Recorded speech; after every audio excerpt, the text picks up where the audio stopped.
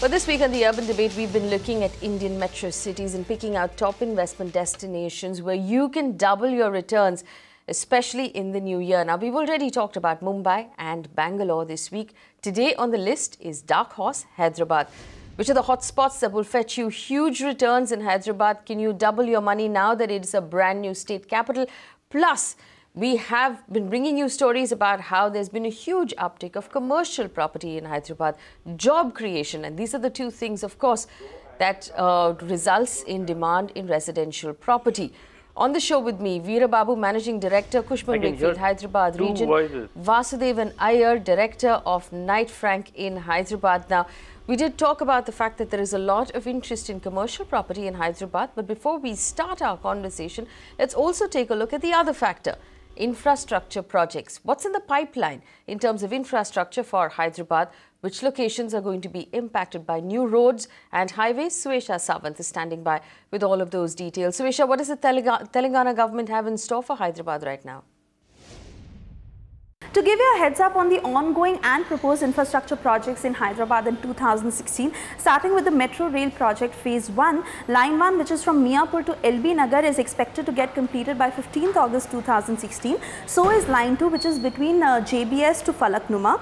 Line 3, which is from Nagole to Shilparamam, is expected to get completed by 5th June 2017. Now, talking about the road projects, Outer Ring Road, which is from Shamirpet to Peda Ambarpet, is expected to get completed by 2016. A radial road which connects the inner ring road inside the core city with the outer ring road is expected to get completed by 2017.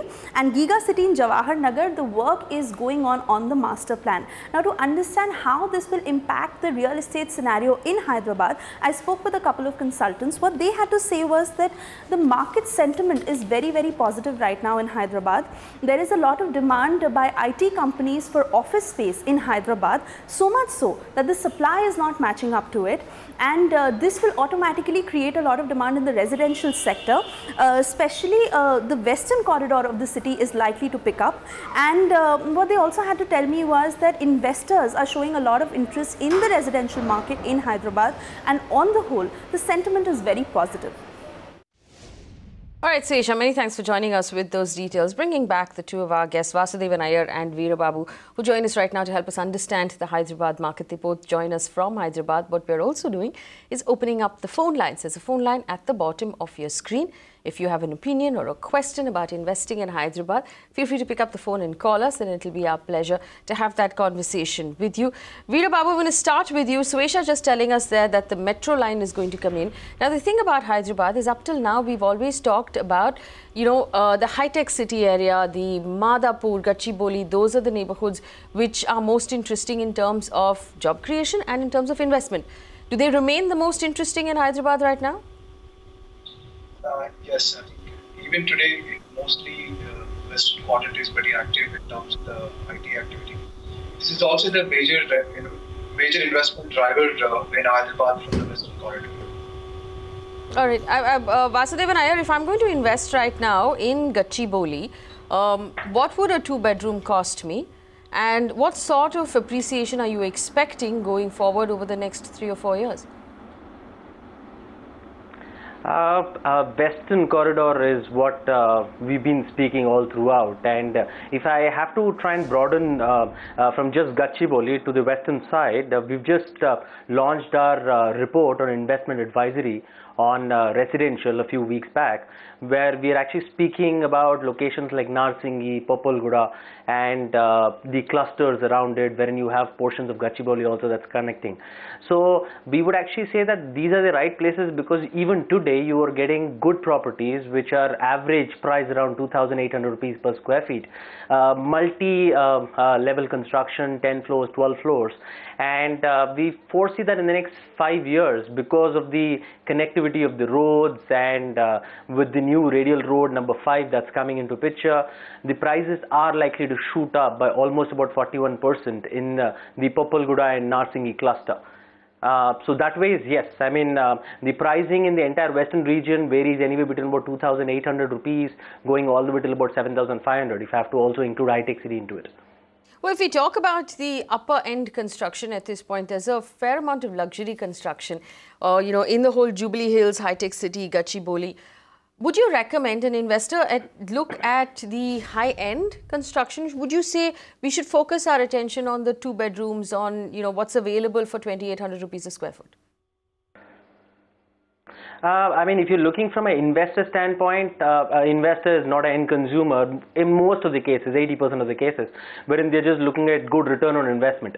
So investor would ideally want to go out and pick up a property which is about 15-20 minute drive from the heart of the workforce, which is High-Tech City, Gachibowli, Rayadurgam, and all these areas, which is where he will actually go out and take a property below 3,000 and then look at it, appreciate to about 4,500 rupees.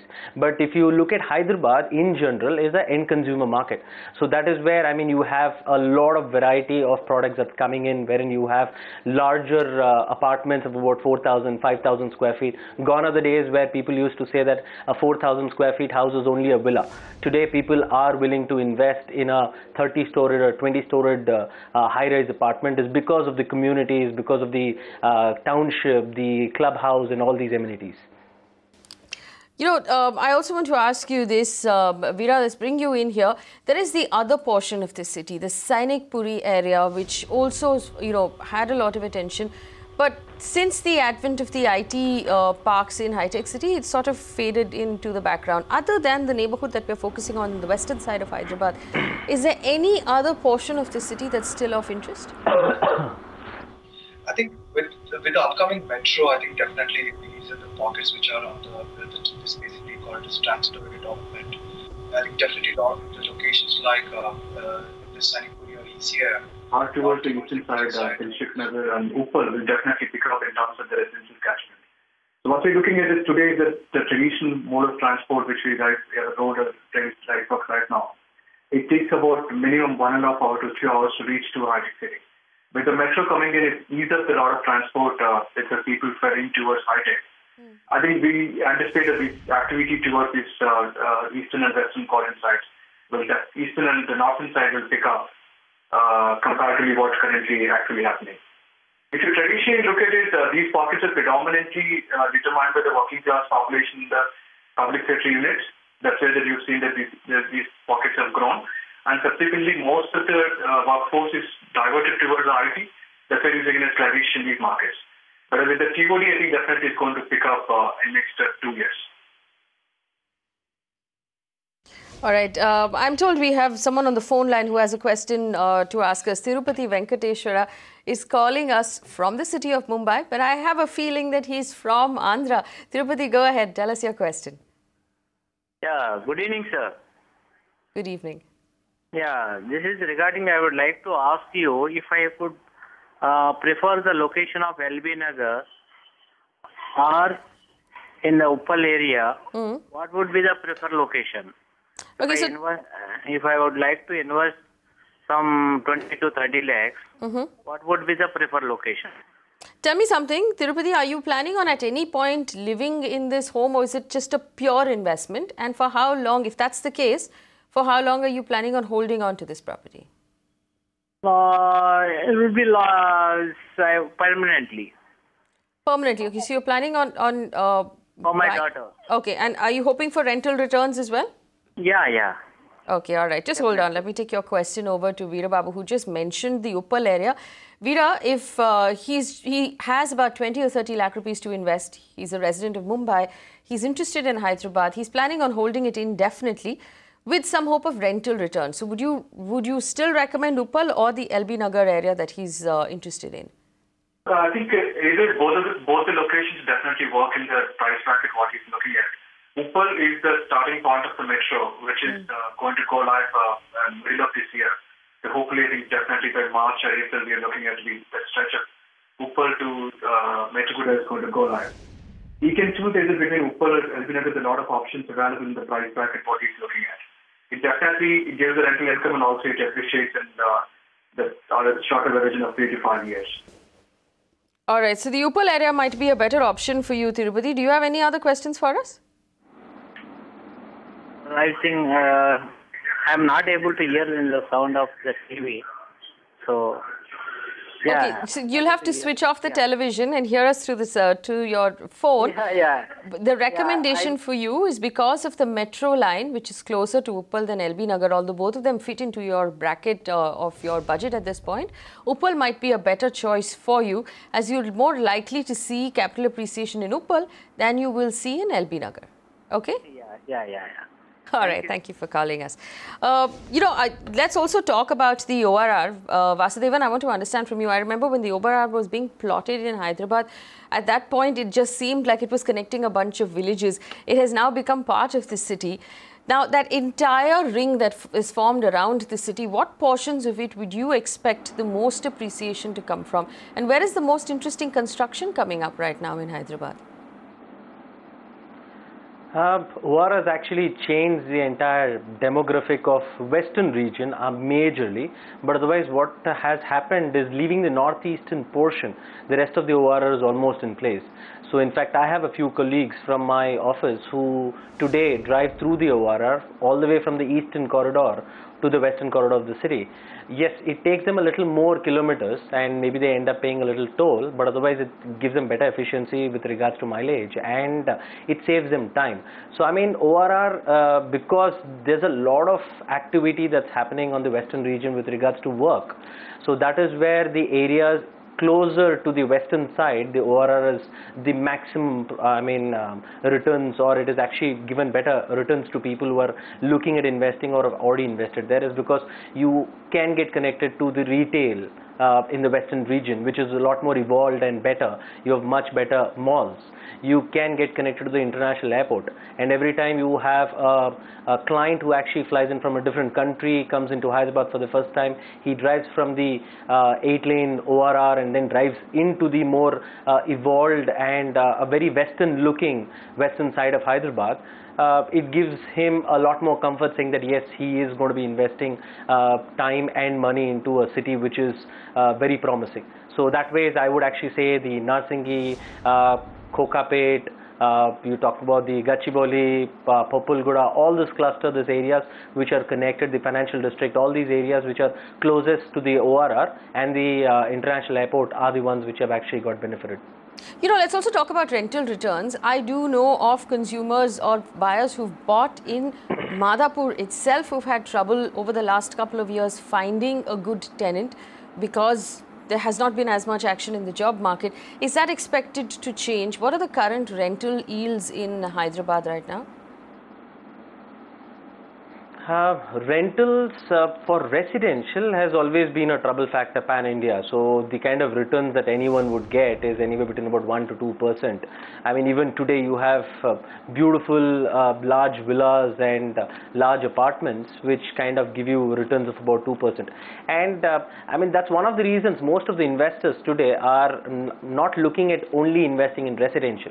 So Hyderabad, fortunately, has been one of those cities wherein the residential cost of buying a residence and cost of buying a commercial pre-lease property hovers around the same number. I mean, there is, most of the other places have got at least 30 to 40% difference, but otherwise in Hyderabad it's almost the same. Whereas the returns in commercial property is anywhere between about 7 to 9%, depends upon the location, the quality of the property and the tenant and all these scenarios. So that way is yes. I mean, and I don't foresee rental in residential going drastically up, but yes, there will be an improvement.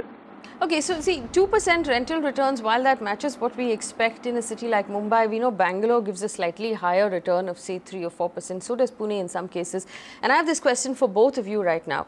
If I'm an investor out of Mumbai, out of the NCR, out of Bangalore, I have say 40 lakh rupees to spare, should I be looking at Hyderabad or will Bangalore still give me better returns? Veera Babu, if you were to recommend to a retail investor looking to make an investment right now, looking to buy a second home, rent it out, hold it for 3 or 4 years, expecting appreciation, will Bangalore still give me better returns than Hyderabad? I think, let's see, from the, we just need to see the location where exactly this property, but if you're closer to the IT corridors, I think Hyderabad and Bangalore from today's perspective definitely equal. But definitely Bangalore has a bigger market and in terms of the job creation or the population perspective. They definitely give a higher returns. But Hyderabad is picking up, but if today, because this is the lowest capital values in India, other major metros if you compare with that. That will have a definitely upper edge on Bangalore. All right. So because the entry point is lower, there's more headroom for growth. Vasudevan, do you agree? Yeah, I would go with what Veera is saying. I would ideally want an investor to not only look from the rental income, he should also look from the appreciation angle. So, I mean, if he's going to be picking up a very good property, I mean, we have a live example. I mean, you have properties in high-tech city, as in my home now, Deepa, if I can name. So, almost about a decade and a half back, they were selling at about 900 rupees per square feet. Today, the entire property has been maintained pretty well. The community is still good, and it's in the heart of high-tech city, and today it still gets sold at about 5,500, 6,000 and upwards, provided it's been maintained well. So, I mean, it all depends upon the location, and it all depends upon the way it has been maintained. All right, give me the softer details right now for someone who's looking to buy in Hyderabad. I know that one of the things that we tell buyers who are looking to invest in Hyderabad is be very Vastu conscious, because if it's not Vastu compliant, it becomes difficult to sell at the other end when you decide to, exit that property. Tell us, give us some more advice for people who are looking to invest in Hyderabad. When you're in Rome, be a Roman. So when you're in Hyderabad, you need to look at a property which has resale value. So if you're going to go with a property which does not have too much of Vastu compliance, then obviously selling it would be a lot more larger challenge. I mean, unlike more evolved and larger markets like Mumbai, where square feet matters, in Hyderabad, because it's got almost about 7,100 square kilometers of radius, so that way the moment the city becomes a little expensive, people start moving to the next side. So on similar lines, if you're not going to invest in the right place and maybe exit out of the property at the right time, then it is going to be a bad decision. So you should go with a Vastu compliant if you're looking at reselling as well. All right, so keep an eye on the Vastu compliance of the property you're buying, especially for Hyderabad. Hyderabad as a city is extremely Vastu conscious. Vipaneet from Hyderabad is on the phone line. He has a question for us. Vipaneet, go ahead. Yeah, hello, good evening. Good evening. Actually, I would like to know the investment on property nearby ECIL and Rampalli. Okay. What is your ticket size? Actually, we got one property that is home nearby ECIL. So we would like to expand our investment towards that side itself. So we were planning like less than 10 lakhs budget purchase a plot nearby ECIL Rampalli area. Okay, hold on. Let me take that question to our analyst Veera Babu. This is the interesting question. A lot of people buy land around Hyderabad, ECIL or Rampalli. Would you recommend a plot of land at about 10 lakh rupees? Is that a good investment? Yeah, I think Rampalli is very close proximity to ECIL, and it has with the new phase of the outer ring road, which is called recently opened, which will now better connectivity to the other parts of the city and especially to the western quadrant. The land prices are quite sluggish from the last couple of years, and with 10 lakhs budget, I think we should be able to find a plot in that market. And definitely there is room for appreciation in the coming years.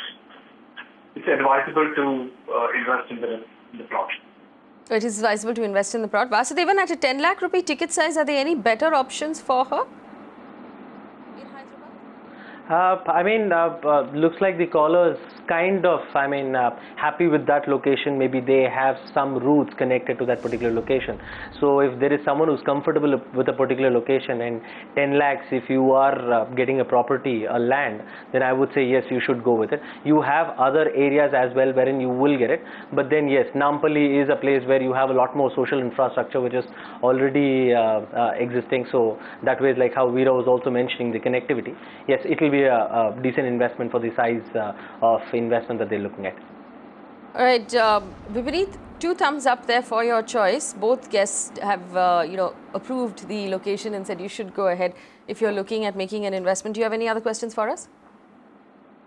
Okay, thank you. All right, thank you. If you'd like to ask us a question, there's an email ID, there's a phone number, I beg your pardon, at the bottom of your screen. Pick up the phone and call us. It'll be our pleasure. The dark horse currently in the real estate market, it promises to do really well, especially if we look at the commercial numbers and the demand that we're seeing from commercial numbers. Vasudevan, Iyer and Veera Babu join me on the show right now from Hyderabad. They're both analysts of the property market. Vasudevan, we've seen some very interesting movement in the Hyderabad market over the last, say, 3 or 4 years, actually up till 5 years, when there was a tussle between the government and the possibility of a new state. All of the expansion plans that a lot of companies had within Hyderabad were put on hold. Now, since that's been sorted out and the two states have split up and Hyderabad is now the capital of Telangana, we've seen that sort of ease itself out and a lot of big announcements have come in. A lot of companies have decided to expand. Some new spaces have been taken up. Take us through the kind of action that you're seeing in the commercial space in Hyderabad. Okay. Hyderabad has been predominantly, prior to maybe the split and the stability of the political scenario, it's always been a 3.5 million square feet market, year on year. But from the past 1.5 years, what has actually happened is there has been a lot of positivity in the sentiments of people. There have been a lot of companies who have started revising their cap. Usually, most of these top companies go and cap a particular number for each city. They wouldn't want to go and grow over that particular number. Whereas after the stability and after the road shows that's been done by the IT department in US and various other countries, there has been a lot of positivity. So today Hyderabad has kind of evolved and transformed from a 3.5 million square feet market to about 4.5 to 5 million square feet market, which is a definite good scenario for the city. What is also is all of this construction likely to come up? Migrant population. Where is all of this commercial space likely to come up? Most of it is happening on the western region and in the central region. All right, so most of it in the western and the central region. Yeah, go ahead. Right.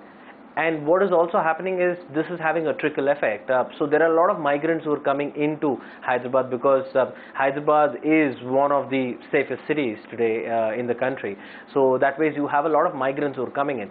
With migrants coming in, you have a different way of looking at things because predominantly Hyderabad market has been a end consumer market. But when you have migrants coming in from Mumbai, Delhi, Bangalore and few other cities where they've seen real estate cost in residential varying anywhere between about 7,000 to about 15,000, 25,000 rupees. When they look at a good, nice size apartments and villas coming at pricing anywhere between about 3,500 to about 7,000, 7,500 rupees, it actually motivates them to go and invest and then buy the property. So that is one factor which is going to completely change the scenario, is because these migrants are going to further go ahead and define how the property prices will go up in residential market. And I'm told we have Surendra on the phone line from Hyderabad. Surendra, tell us what your question is. Yeah. Yeah, go ahead. We can hear you. Yeah, Faya, this is good evening. Good evening. And Mr. Vasudevan good and evening. Mr. Veera Babu, all good evening. This is Surendra Singh from Hyderabad. Yeah, actually my point is to focus the commercial space vis-a-vis the residential space. And what is the ROI for commercial investments to the investors, and in comparison with other places pan-India, so that the investors take a call and they can decide where to put their investment in. Well, that's a very good question. Yeah. So you basically want to know a comparison of ROI or return of investment on commercial and residential in Hyderabad vis-a-vis other cities in the country. Vasudevan, do you want to take that first? And then I'll also get a response from Veera Babu. If we look at, let's just first compare commercial and residential. If you were to compare the two in terms of return on investment right now, which one would you think offers a better return? Definitely commercial is because I mean like I was mentioning a little while ago, the return on investment in residential is hovering between 1 and 2% and commercial is between 7 to 9%. And to go to the second question, compare Hyderabad with the rest of the cities, yes, I mean a more evolved market like Mumbai would definitely give you better returns, depends upon the location that you are going in picking it up from.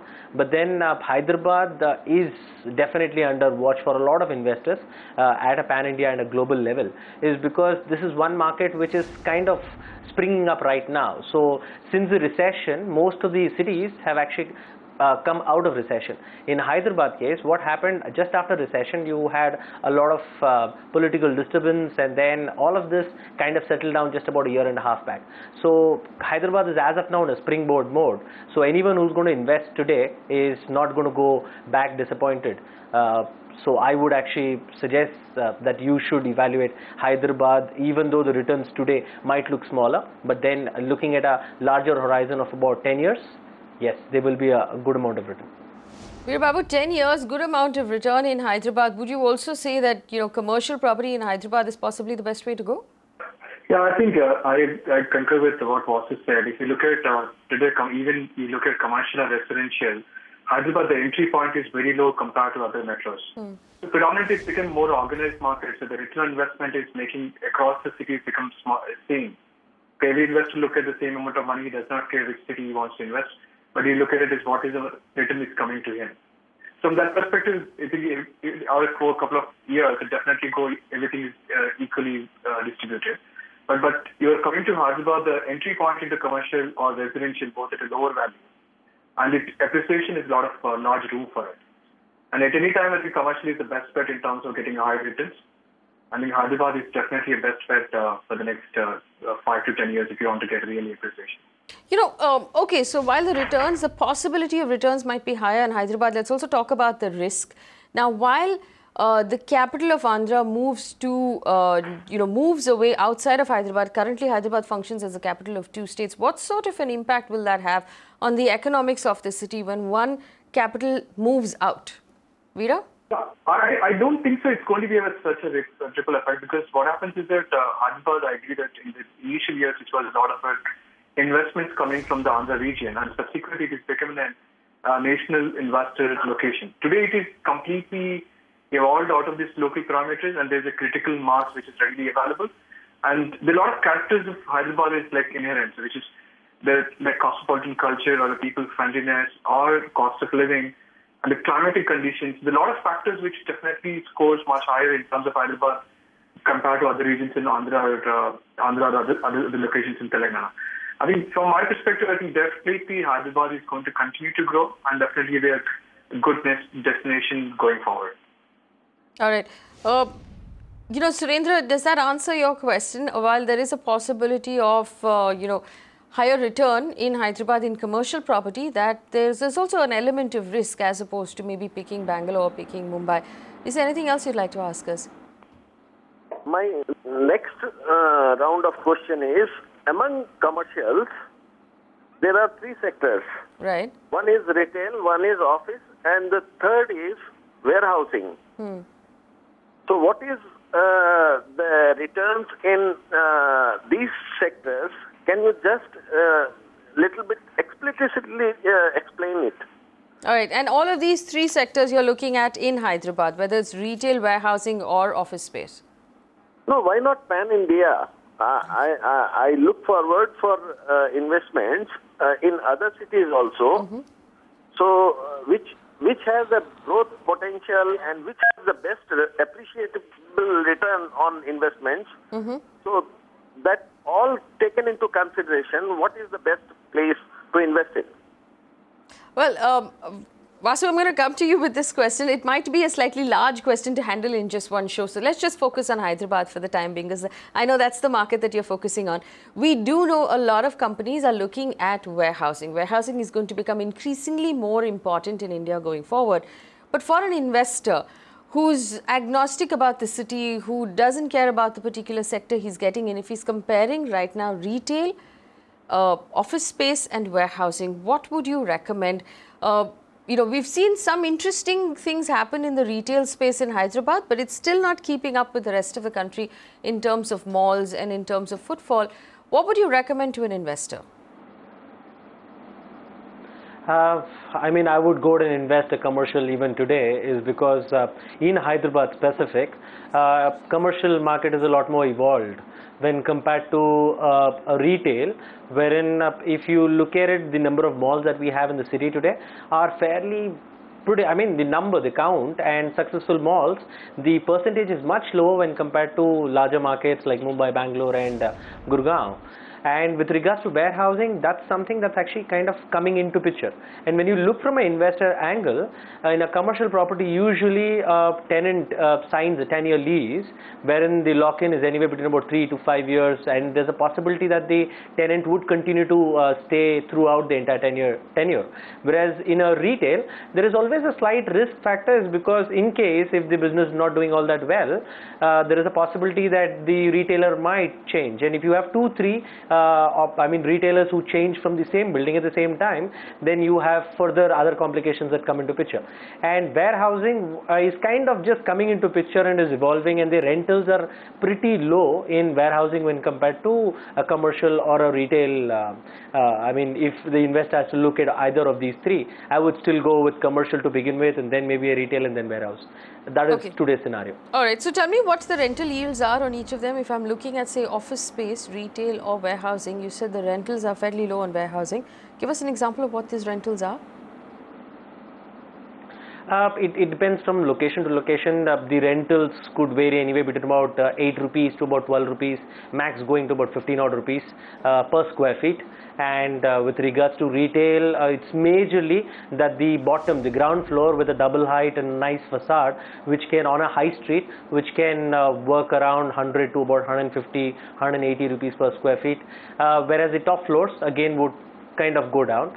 And if you're looking at a mall, it again varies. Your anchor tenants would go and pay you maybe 40 rupees with revenue shares, and maybe the small kiosks would pay you 250 rupees, wherein the maintenance, everything is done by the mall management team of the particular mall. With regards to commercial, you have a steady anywhere between about 35 to about 45, 47, but you know for sure that there is an escalation that's going to kick in every year or every 3 years.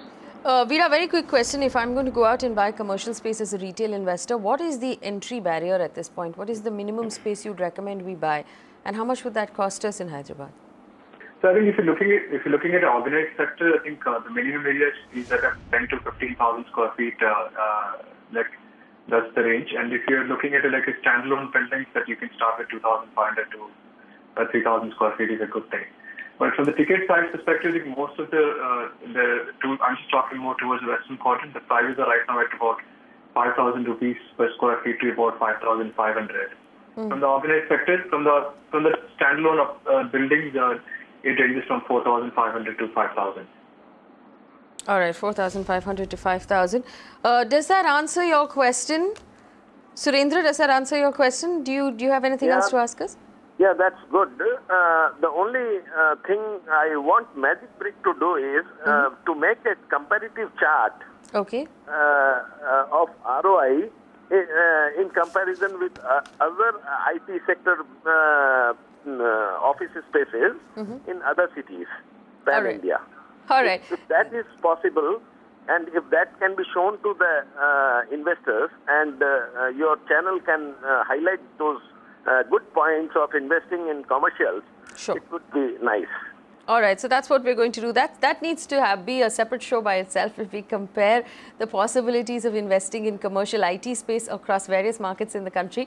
So keep watching Magicbricks Now. We'll get you that show. It'll take us a couple of days to put it together, but we'll get you that show, Surendra. Thank you so much for calling us. A very quick question to Vasudevan and to Veera before we run out of time.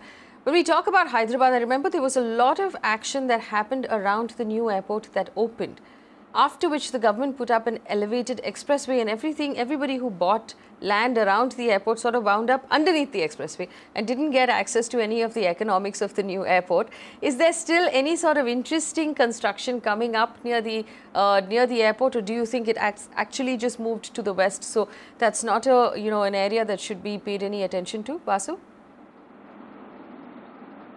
I mean, I would say like any land that's actually bought close to the airport, close proximity to the airport, is definitely going to fetch you results. If not immediately today, but it will take a little more time, but then it will fetch you results. With the elevated express road which has come in, a good part about that is you still have exit options. So the sellers would ideally go and position themselves in such a way that they are closer to this particular exit. So when a buyer is looking at buying that particular land, would also understand saying that someone who's actually coming in from this particular, from the airport road, could go and take that particular piece of land. But I would say any land investment closer to the airport or any of these areas of work and action would never be a bad investment. It will still, maybe it will take a little longer time, but then it will definitely fetch you results. Veera, quick question again for those people looking to buy plots of land as an investment around Hyderabad. Of course, in Hyderabad would be a challenge. Around Hyderabad, where would you recommend they do so? Along the outer ring road, or is there any specific part of the outer ring road that you would recommend for land? I think I would request them to focus on the southwestern quadrant that we're talking about, from along the outer ring road on the southwest quadrant, which is like a growth corridor for Hyderabad. If you look at the city, the way it is evolved, from the eastern side it went up to the north and then to come to west, and it's tended towards the south-north, where the airport is located. So I think from Gachibowli to Shamshabad, which is the 22-23 kilometer stretch, which is going to be the growth corridor for Hyderabad. If they can, along the outer ring road, can buy, which will definitely give a good appreciation in the short to long term. All right, Gachibowli right now, land is being priced at about 7,500 rupees per square yard. That's on your screen at this point. If you're looking at land options, Veera, they're suggesting the stretch of the outer ring road between Gachibowli and Shamshabad. Banjara Hills, of course, it might be a challenge to find land and is being priced at 85,000 rupees a square foot. We're going to have to wrap up this conversation right now. Veera and Vasu, thank you so much for joining us all the way from Hyderabad. Of course, we're going to keep the phone lines open. If any of you have questions about investing in Hyderabad, feel free to get in touch with us. Let's take a look at the big story. A tough market continues to hurt the real estate industry. Credit rating agency CRISIL tells us that the number of developers being downgraded in the financial year 2015-16 is sharply higher than the same period last year. What's more, the worst hit other residential development companies. Amita Balachandra has put together this report on the builders who've been downgraded and suspended this year. Take a look. That's right. According to CRISIL ratings of the last 6 months, that is between April 2015 to September 2015, has seen a lot of upgrades and downgrades in the real estate industry when compared to the previous fiscal. What's also emerging from this trend is that most of these players that you see right now are residential players. Now this of course is evident of the fact that the last 1 year has not been very good for the residential real estate market. Now of course CRISIL ratings has downgraded or suspended these builders simply because most of them have not been diligent in repaying their debt to their lenders. That's the biggest reason, of course, because their credit ratings and also because they may not necessarily pay heed to timely delivery of projects. So these are the two reasons. But of course, before figuring out whether it is worrisome at all, we must take a look at the rating scale. And although some of them have been downgraded, some ratings are not so bad and they're above the cutoff mark. So we must take a look at that before we make any decision. All right, to give us a little more perspective on what this means for us as home buyers, Ramacharya Yadav, CEO of Edelweiss Real Estate and Investment Advisory Services, joins us now. Ram, my first question to you obviously is the reason for the downgrades. Obviously, it's been a tough market. We all accept that it's been a tough market in the last 6 months. Suspensions and downgrades, how bad is this situation on the ground really? One of the key reasons for this kind of rating downgrade has been specifically attributed to the fact that these projects have been failing to meet their deadline of completion. So that is the key reason which has pushed the credit rating agencies to downgrade. The second reason which could be attributed to this is because of the delays, the ability of developers to service the credit has been impaired. And the third reason is the developers have been into multiple projects, and because of that their balance sheets have been stretched. So these are basically the three reasons why we see the rating downgrades are more rampant in current situation. You know, Ram, but I'm fundamentally worried about the home buyer here. Give us, your view on how much this should worry a home buyer and how much this should change our process of choosing a builder. Should we put any stock into the rating process, or whether or not the builder has been upgraded into our shortlisting when it comes to choosing a home? Basically, when a home buyer is looking for buying a new property, or maybe a home buyer is the first time buyer of house, he should essentially look at 2-3 things. One is the brand or the franchise that he is going to buying in, because that's the key to delivery. And the second part would be looking at the project from the perspective of the regulatory permissions, at which stage the permissions have reached, and the third is the financial health of the developer. And if you combine all three, this is where it becomes very essential to look at a mechanism of rating of the particular project that would help essentially a first time buyer.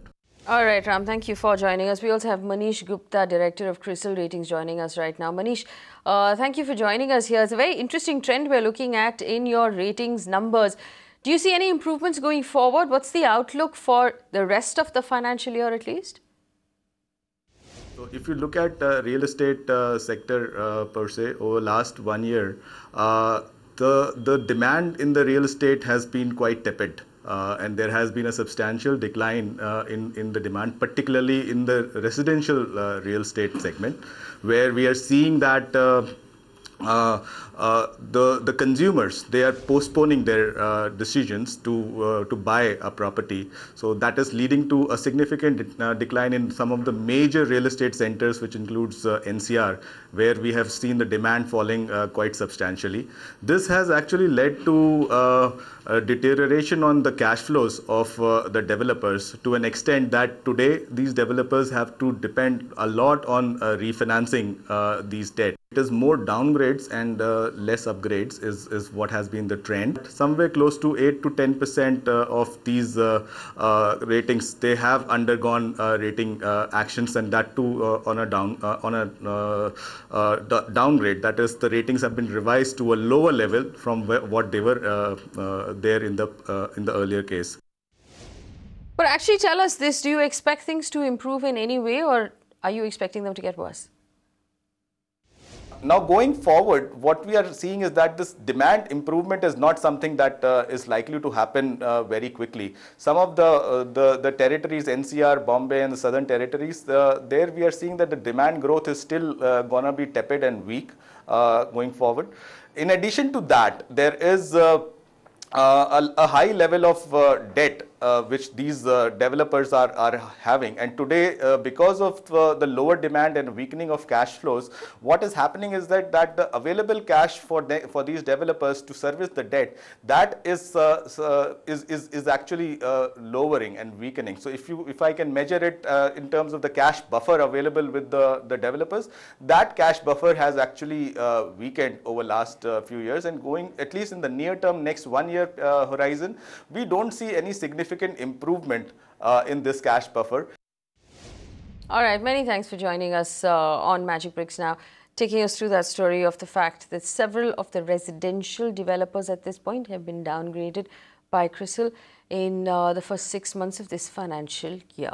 Moving on, the Chief Minister of Maharashtra plans to make all of Maharashtra's cities smart with or without the centre's assistance. That announcement came today, where the Maharashtra Chief Minister said that they will be using funds raised from investors. My colleague Aishwarya Paliwal sent us this report on the Chief Minister's plans for the state. Listen in. Maharashtra's Chief Minister, Mr. Devendra Fadnavis, is in no mood to wait for the centre to make all the 10 cities within Maharashtra smart.